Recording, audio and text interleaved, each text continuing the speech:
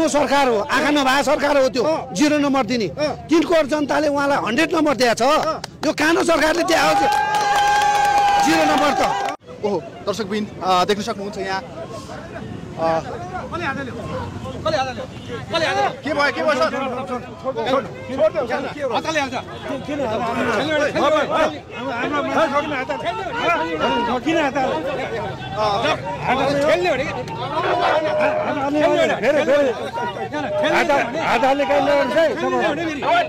देख्न सक्नुहुन्छ यतिखेर विद्युत प्राधिकरणको अफिस अगाडि यहाँ ठेलमठेलको अवस्था सिर्जना भइसकेको छ। हात हालालको अवस्था सिर्जना भइसकेको संवैधानिक निर्णय फिर्ता कर। विद्युत प्राधिकरणको संवैधानिक निर्णय फिर्ता कर। डुबाउन पाइँदैन। संवैधानिक निर्णय फिर्ता कर। मन्त्री परिषदको संवैधानिक निर्णय फिर्ता कर। मन्त्री परिषदको निर्णय फिर्ता कर। विद्युत प्राधिकरणले लिएको संवैधानिक निर्णय फिर्ता कर। विद्युत प्राधिकरणको अगाडि आवाज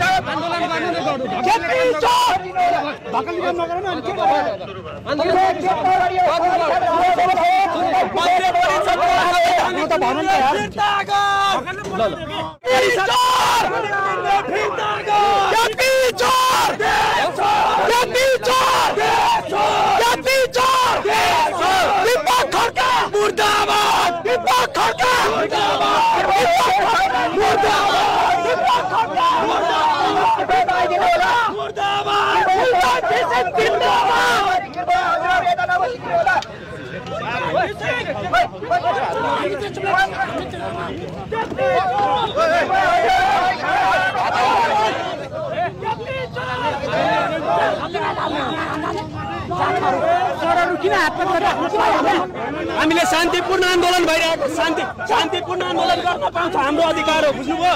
शान्तिपूर्ण आन्दोलन गर्न पाइँदैन। दर्शकबिन देख्न सक्नुहुन्छ अभियन्ताहरू यतिखेर नेपाल विद्युत प्राधिकरणको गेट अगाडि लम्पछार बसिराख्नु भएको छ। अजय श्रेष्ठ सोम शर्माहरू यतिखेर नाराबाजी गर्दै यतिखेर गेट अगाडि देख्न सक्नुहुन्छ। प्रहरी अगाडि उहाँ धरना बसिराख्नु भएको छ।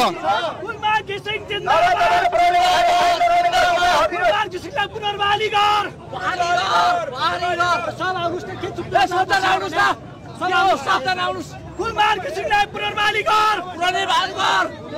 कुलमान किसिमलाई पुनर्बहाली गर। क्याम्पी चोर साइडमा किन हामी बस्छौँ नि यार? हाम्रो पनि संस्था हुने हामी यहाँ त्यसको दबाउने हो र शान्तिपूर्ण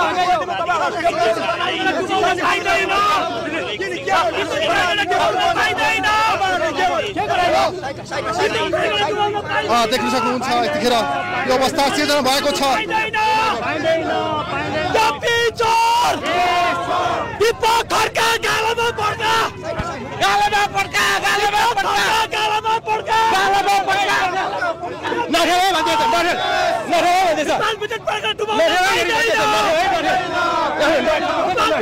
डुबाउन पाइँदैन।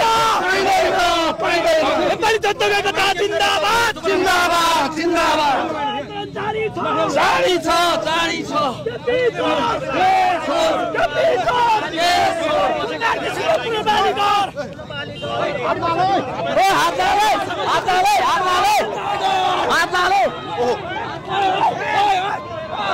देख्न सक्नुहुन्छ युवाको भिड यतिखेर हात हालालको अवस्था सिर्जना भएको छ। दर्शकबिन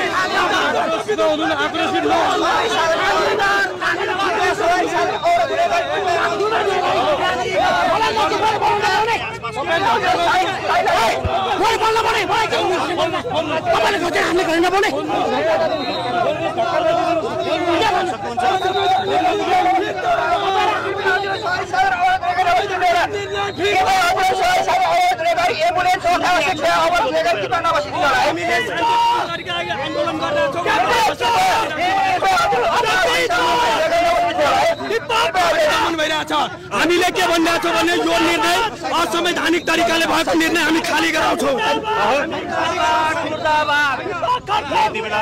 देख्न सक्छौँ यो अवस्था यतिखेर हामीले तपाईँलाई यहाँ विद्युत प्राधिकरणको कार्यालय अगाडिबाट देखाइरहेका छौँ। दिदीबहिनीहरू पनि यतिखेर कुलमानजीलाई हटाउन पाउँदैन भनेर भनिराख्दाखेरि अगाडि मुठभेडको अवस्था सिर्जना भएको छ।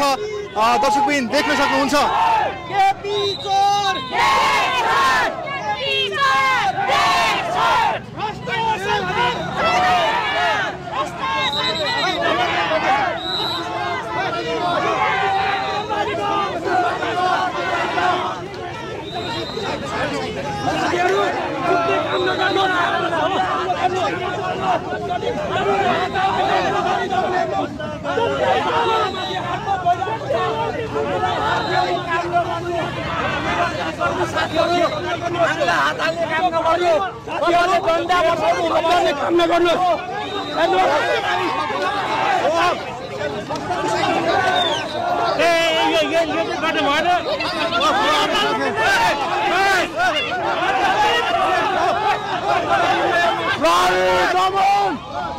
देख्न सक्नुहुन्छ धक्का मुक्का हानाहानको अवस्था सिर्जना भएको छ प्राधिकरणको अगाडि। यतिखेर देख्न सक्नुहुन्छ कुलमान घिसिङलाई पुनः बहाली गर्न दिन पर्यो, नियुक्ति गर्न पर्यो फेरि भनेर अभियन्ता साथीहरू यतिखेर देख्न सक्नुहुन्छ विद्युत प्राधिकरण भित्र छिर्न खोज्दाखेरि यो अवस्था सिर्जना भएको छ।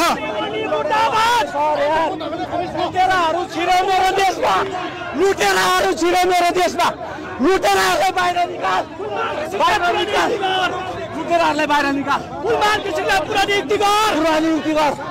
लुटेरा भनेको सरकारलाई लुटेरा सुरक्षाकर्मी साथीहरूको लागि मुद्दा ल्याए।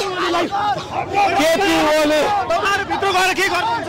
भित्र गएर कुलमान घिसिङले के गल्ती गर्यो यहाँबाट निकालेको, कुलमान घिसिङले गल्ती गरेको कुरा निकालेर देखाऊ, जनताले देखाऊ। हामी स्वीकार्न तयार छौँ, जनतालाई देखाऊ हामी स्वीकार गर्न तयार छौँ। कुलमान घिसिङले किन निकाल्यो? है अब हाम्रो आन्दोलन चिसो हुनुवाला छैन। यिनीहरूले सोचेको होला यिनीहरू 2-4 दिन गराउँछ फेरि आउँछ। तिमीहरूले 46 सालदेखि यो देश लुटेको छ। तिमीहरूले अब नाङ्गो झार पारेर यो टुडी खेल्न ल्याएर तिमीहरूलाई सजाय दिने, तिमीहरूलाई यहाँ ल्याएर सजाय दिने। अब जनताले टार्गेटमा हुन्छ तपाईँहरू। अब सरकारले गल्ती पोइन्ट गर्नुहोस्। सरकार तपाईँको हातमा मात्रै हुँदैन, अब यो युवाको हातमा पनि आउनेवाला छ। त्यो बेला सोच्नुहोस् कस्तो सजाय दिन्छ यो युवाले। सरकार जब हाम्रो हातमा आउँछ, जब यही देशको कुलमान घिसिङ ऊर्जा मन्त्री भएर जान्छ, यही देशको बालेन शाह गृहमन्त्री भएर जान्छ, यही देशको हर्क सम्पान मन्त्री भएर जान्छ, त्यो बेलामा कस्तो खालको सजाय पाउने तपाईँहरूले? सम्पत्ति शुद्धिकरण केपी ओलीको कार्यकर्तादेखि थाल्नु पिउनदेखि हाकिमसम्मको सम्पत्ति शुद्धिकरण के गल्ती गरेको छ कुलमान घिसिङले? त्यो गल्ती हेर्नको लागि हामी आएको हो। गल्ती के गरेर रहेछ गल्ती देखाऊ, अनि मात्रै कुलमान घिसिङ हट्छ, नभए तिमीहरूलाई हामी हटाउँछौँ। सरकारसँग रिस छ, अहिलेको जो कार्यकारी नियुक्त हुनुभएको छ उहाँसँग रिस छैन तपाईँले? अहिले जसले कार्यकारी कुलमानको ठाउँमा बसिएको छ नि, त्यो 2/3 सरकारको दण्डले विधानलाई लात्ताले हानेर लिएर आएको हो। कुरा बुझ्नुभयो नि?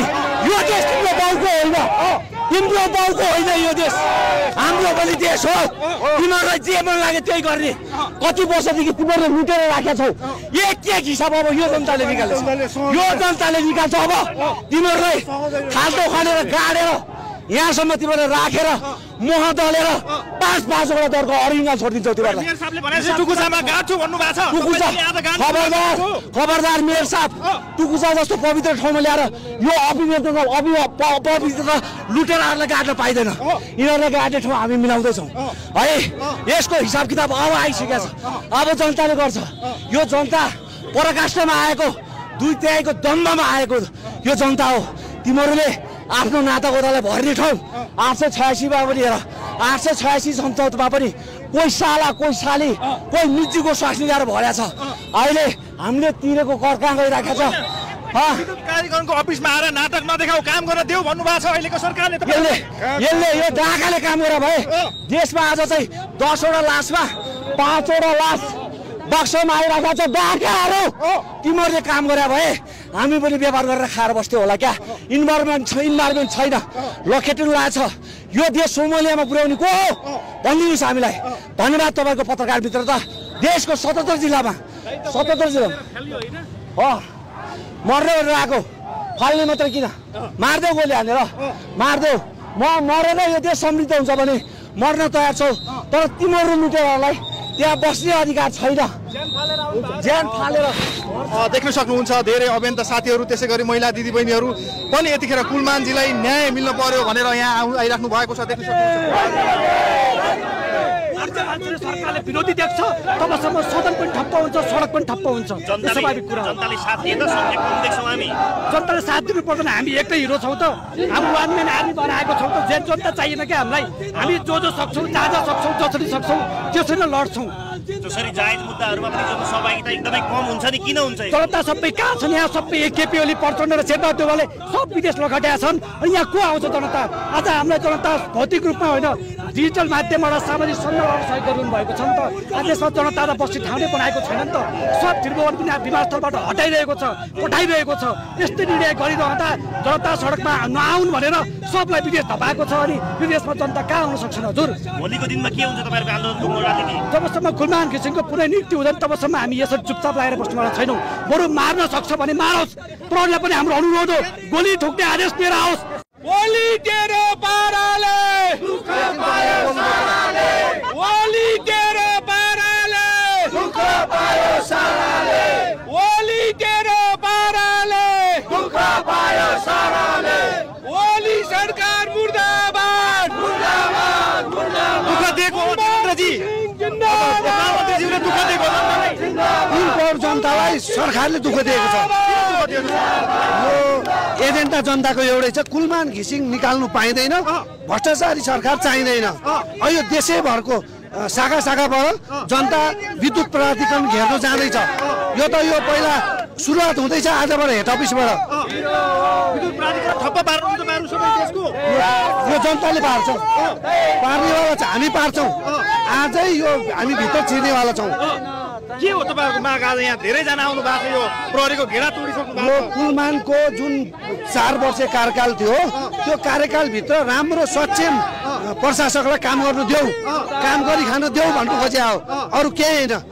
आफ्नो कार्यकाल नसक्दैखेरि अवैधानिक तरिकाले नयाँ प्रशासक नियुक्ति गरेको यो जनतालाई मान्ने छैन। काम गरेको ठिक भएन रे कुलमानजीले भनेर निकालेको छ नि त अहिलेको सरकारले। नम्बर 0 दिएको छ कुलमानजीलाई।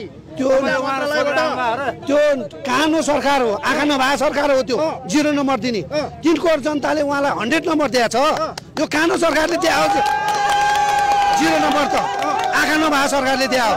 त्यही भएर त भ्रष्टाचारी सरकार चाहिँदैन भनेर यो जनता सडकमा आएको छ नि त। जनताहरू भ्रममा हुनुहुन्छ रे। भ्रममा छैन। इन्डियाले यो अहिले लोडसेङ जति हटेको छ इन्डियाले गरिदिएको रे, अहिले होइन भनिरहेको छ उल्टा मन्त्री। त्यही त कानो सरकारले बोल्ने कुरा हो, यो जनताले बोले होइन। यो हाम्रो कुलमान घिसिङ उज्यालो नेपालको नायक कुलमान घिसिङले विद्युत प्राधिकरणको 18 घण्टे लोड सेडिङ मुक्त बनाएको छ। यो त जगजाहेर भएको कुरा हो नि त। त्यस कारणले भ्रष्टाचारी सरकार चाहिँदैन, कुलमान घिसिङ हटाउनु पाइँदैन। तत्काल कुलमान घिसिङलाई यथावत ठाउँमा नियुक्ति गरियोस् भन्ने माग राखेर जनता आएको छ। देख्न सक्नुहुन्छ यतिखेर यो भिडले यतिखेर विद्युत प्राधिकरण अगाडि नाराबाजी गरिराख्नु भएको छ भने यो अवस्था हामीले तपाईँलाई विद्युत प्राधिकरणबाट देखाइरहेका छौँ। दर्शकबिन यो भिडियो सक्दो सेयर गरेर सम्पूर्ण माझ पुर्याइदिनु र तपाईँको मनमा लागेको कुरा पनि पक्कै पनि लेख्दै जानुहोला।